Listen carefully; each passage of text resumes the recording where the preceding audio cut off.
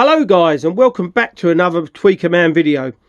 So it's been a while since I've had this DAC, and I thought finally I need to do a review and show you a bit about it, what it's all about. So let's get into it. So this is the front panel here, which is made from aluminium, or if you're in the USA, it's aluminum, which I find a bit strange, but there we go. So on the left here we have a USB-B input. Okay, so moving along here, next is a remote control sensor. They're followed by several inputs here: USB, USB 2, optical, coaxial, XLR, wireless and DSD. Then we have our input selectors.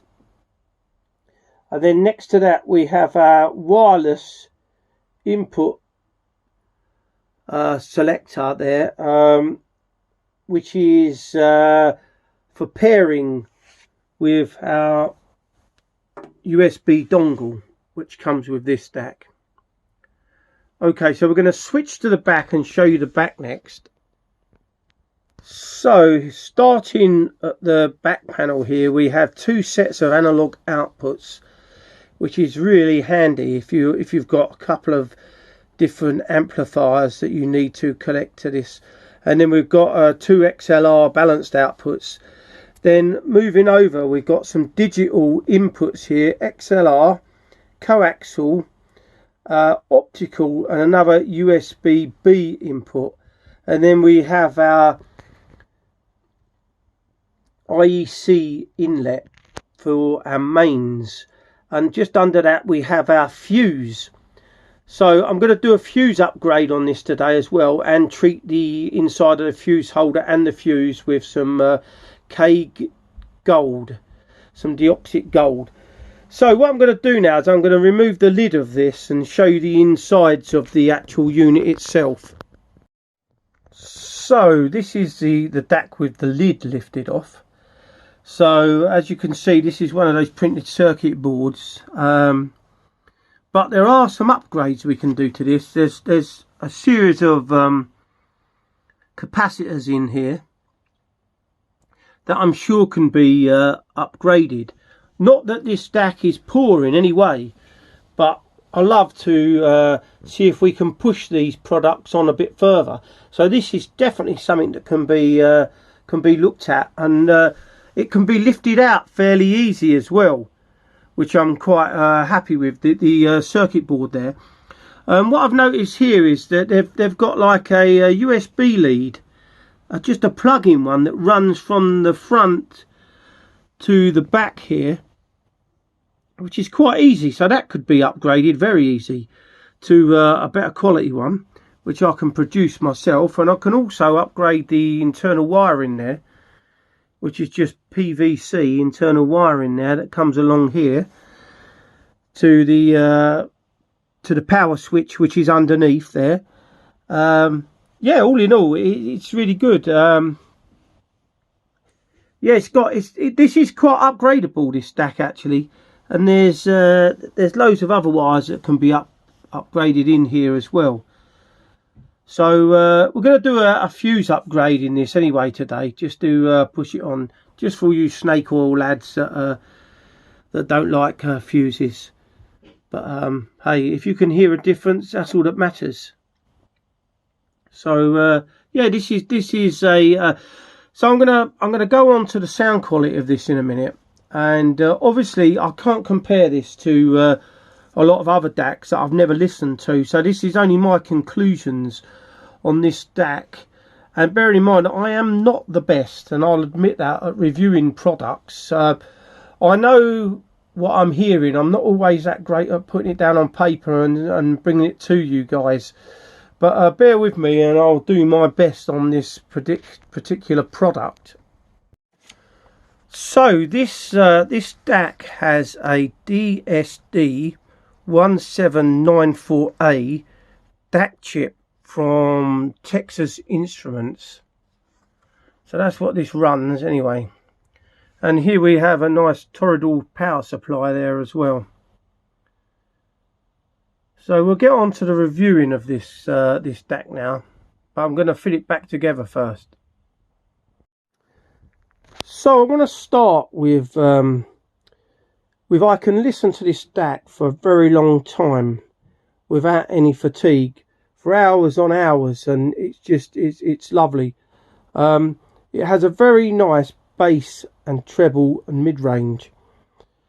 The treble is always precise and crisp. The bass fulsome and rich. The mid-range clean and free of congestion. This DAC also has a very low noise floor. Images and instruments are rock solid and real.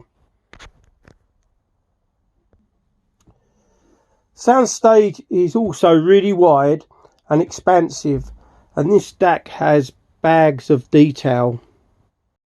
One thing I'd also like to say about this DAC is it has a very strong construction.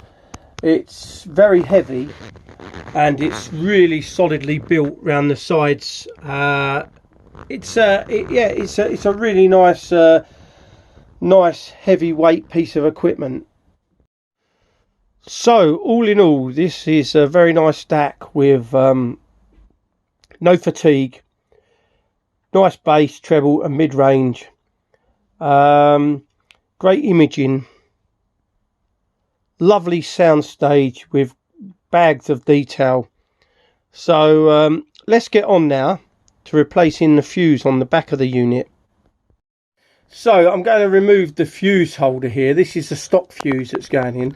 I've already tested the direction of the electricity and it's running from left to right there. So first of all, we want to treat the inside of the fuse holder with some of this Pro Gold, okay, by Kaig. So let's just treat the insides of the what do you call it there, the fuse holder. It's always good to do all this while we're doing it, just to give it a clean. I think the fuse holder's probably made of nickel plated. While we're doing it, we'll just treat the pins on the end of the IEC here, the inlet plug as well. Okay, now moving on up here, where this is our fuse that we're going to be using.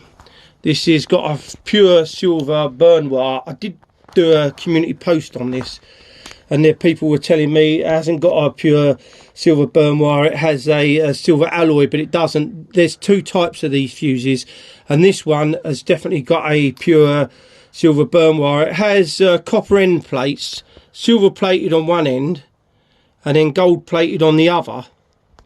Okay,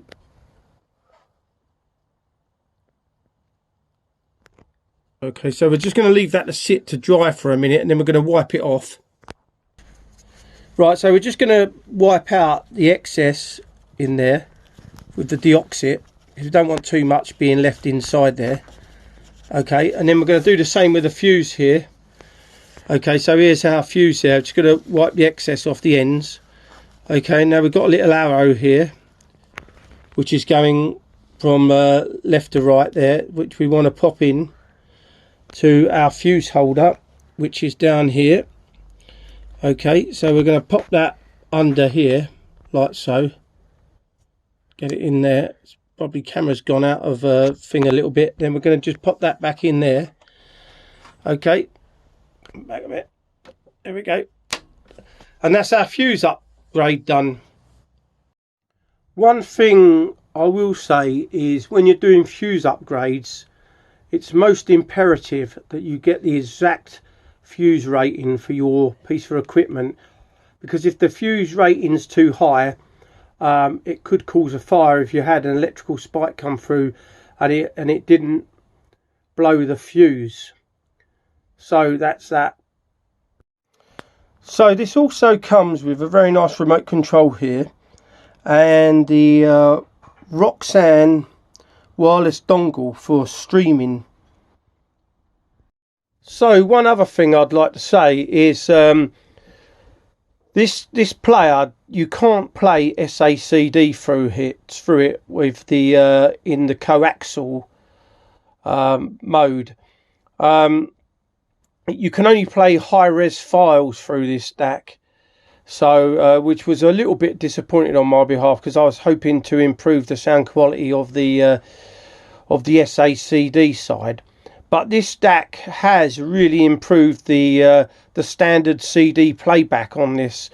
The Sony XA9000 ES SACD player that I've got now doesn't play standard CD. Well, it's quite good, but as soon as you connect it through this DAC, it really is a big improvement. So the only downfall I say about this DAC is it's being not able to play SACD for it.